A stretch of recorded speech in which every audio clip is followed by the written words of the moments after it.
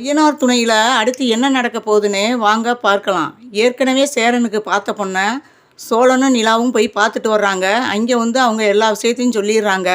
என் பொண்ணு வந்து தனியாக போனால் கண்டிப்பாக நாங்கள் இதுக்கு சம்மதிக்கிறோம். ஏன்னா உங்களையும் பிடிச்சிருக்கு, உங்கள் குடும்பத்தையும் பிடிச்சிருக்கு. ஆனால் வந்து ஒன்றா இருக்க மட்டும் நாங்கள் சம்மதிக்க மாட்டோம்னு சொல்லவும், உடனே வந்து நிலாவும் சோழனும் ஒரு முடிவு எடுக்கிறாங்க. எப்படியாவது நம்ம அண்ணன் நல்லா இருந்தால் போதும், நம்ம அண்ணனுக்காக நம்ம இதை வந்து நம்ம விட்டு கொடுத்து தான் போகணும்னு சொல்லிட்டு சோழனே ஒரு முடிவு எடுக்கிறாரு. நம்ம வந்து அண்ணன்ட்ட இதை மறைச்சிருவோம், கல்யாணம் ஆன பின்னாடி நம்ம சொல்லிக்கலாம் அப்படின்னு சொல்லிட்டு 2 பேரும் முடிவெடுத்து வீட்லையும் வந்து சேரன்ட்ட உண்மையை சொல்லிடுறாங்க. எப்படின்னா அவங்க சம்மதம் தெரிவிச்சிட்டாங்க எல்லாம் ஒன்றா இருக்கிறதுக்கு அப்படின்னு சொல்லிட்டாங்க அப்படின்னு வந்து சொல்லவும், அப்படி அந்த பொண்ணு சம்மதம் தெரிவிச்சிருச்சா அப்படின்னவும், ஆமாம் அவங்க வீட்டில் எல்லாருமே ஒத்துக்கிட்டாங்க ஒன்றா இருக்கிறதுக்கு. அதனால நம்ம ஒரு நல்ல நாளாக பார்த்து உங்கள்கிட்ட கேட்டுட்டு நாங்கள் சொல்கிறோம்னு சொன்னோம். அதுக்கப்புறம் நிச்சயம் வச்சுக்கலாம்ட்டாங்க அப்படின்னு சொல்லவும், அப்படியா அப்படின்னு சொல்லிட்டு சரின்னு சேரனும் சம்மதிக்கிறாரு. அதுக்கப்புறம் வந்து சேரன் எப்பயும் போல் வேலைக்கு போகிறாரு. வேலைக்கு போன இடத்துல ஃபோன் வருது. ஃபோனை எடுத்து பேசுகிறாங்க. என்னங்க நல்லா இருக்கீங்களா அப்படின்னு பேசுகிறாங்க. லேடிஸ் வாய்ஸ் கேட்குது. இது யார் அப்படின்ட்டு, ஹலோ நீங்கள் யார் அப்படின்னு கேட்குறாரு. அதுக்கு அந்த பொண்ணு சொல்லுது, இப்போ தான் உங்கள் தம்பியும் தம்பி ஒய்ஃபும் பார்க்க வந்தாங்களே என்னைய, ஞாபகம் இருக்கா அப்படின்னு சொல்லவும், அப்படி அந்த பொண்ணா நீங்கள் நல்லா இருக்கீங்களா அப்படின்னு கேட்குறாரு. நல்லா இருக்கேன், நீங்கள் நல்லா இருக்கீங்களா அப்படின்னு அந்த பொண்ணு திரும்ப கேட்குது.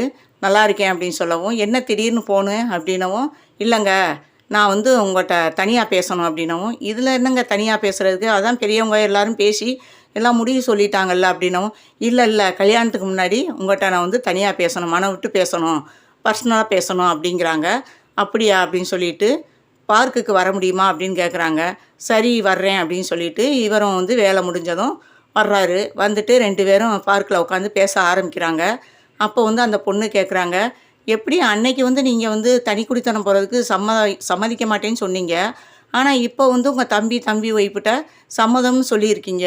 எப்படி உங்களை என்னால் புரிஞ்சுக்கிறவே முடியலையே அப்படின்னு சொல்லவும், நானாவது என் தம்பியை விட்டு பிரிகிறதாவது இது யார் சொன்னா அப்படின்னவும், உங்கள் தம்பி ஒய்ஃபு நிலா தான் சொன்னாங்க அப்படின்னவும், இல்லைங்க இதுக்கு நான் எப்பயுமே சம்மதிக்க மாட்டேன். ஏன்னா என் தம்பியை தான் எனக்கு உலகம், என் தம்பியை தான் என் வாழ்க்கை.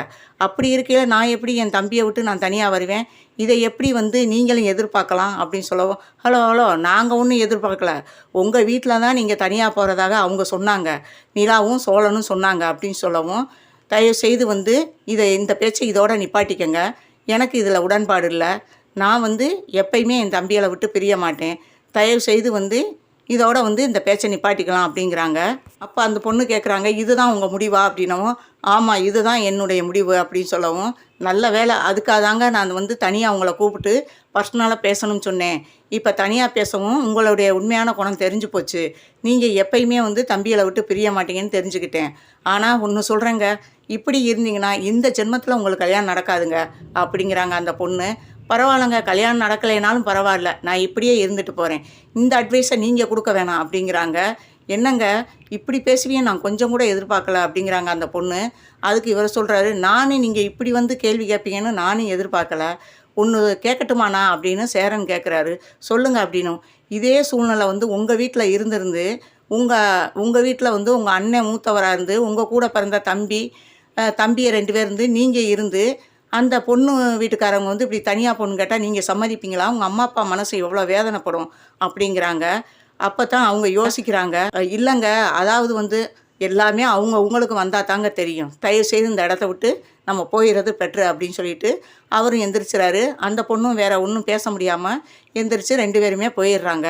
இங்கே கார்த்தியா வந்து கோயிலுக்கு போயிட்டு வருவோம், கல்யாணம் அடுத்த வாரம், இன்னும் 1 வாரம் தான் இருக்குது, அதுக்குள்ளே முருகன் கோயிலில் போய் உனக்கு வந்து நல்லபடியாக எந்த தடையும் இல்லாமல் கல்யாணம் நடக்கணுன்ட்டு வேண்டிட்டு வருவோம் வா அப்படின்னு சொல்லிட்டு அவங்கள கூட்டிகிட்டு கோயிலுக்கு வர்றாங்க கார்த்தியா அம்மா. உடனே வந்து கார்த்தியாவும் இதுதான் சமயம் அப்படின்னு சொல்லிட்டு அவங்களும் கோயிலுக்கு வர்றாங்க. வந்துக்கிட்டு இருக்கையிலே சாமி கும்பிட்டு வந்துக்கிட்டு இருக்கையிலே சொல்கிறாங்க, அம்மா எனக்கு ரெஸ்ட் ரூம் வருது அப்படிங்கிறாங்க. ஏண்டி எங்கே வந்து எதை சொல்கிறதுனே இது இல்லையா அப்படின்னு சொல்லவும், அம்மா ரெஸ்ட் ரூம் வருது அதுக்கு நான் என்னம்மா பண்ண முடியும் அப்படின்னு சொல்கிறாங்க. சரி போயிட்டு வா நான் வெயிட் பண்ணிகிட்ருக்கேன் அப்படின்னு சொல்லிட்டு சாமியை கும்பிட்டு வெளியில் வந்து உக்காந்துருக்காங்க. அப்போ தான் முடிவெடுக்கிறாங்க, இதுதான் சமயம், இந்த நேரம் வந்து நம்ம யோசிக்கலைன்னா அவ்வளோதான் அப்படின்னு சொல்லிட்டு அவங்க வந்து அம்மா கோயிலை விட்டு போகிற வரையும் நம்ம அவங்க கண்ணுக்கே தட்டுப்படக்கூடாதுன்ட்டு தலைமறைவாக இருக்காங்க. இவங்களும் சுற்றி முற்றி என்ன போனவளை காணாமல் பாத்ரூம்பு எல்லாம் தேடி பார்த்துட்டு, எங்கே போனா ஒருவேளை சேரன் வீட்டுக்கு போயிருப்பாளோ? ச்சே! அப்படியெல்லாம் இருக்காது.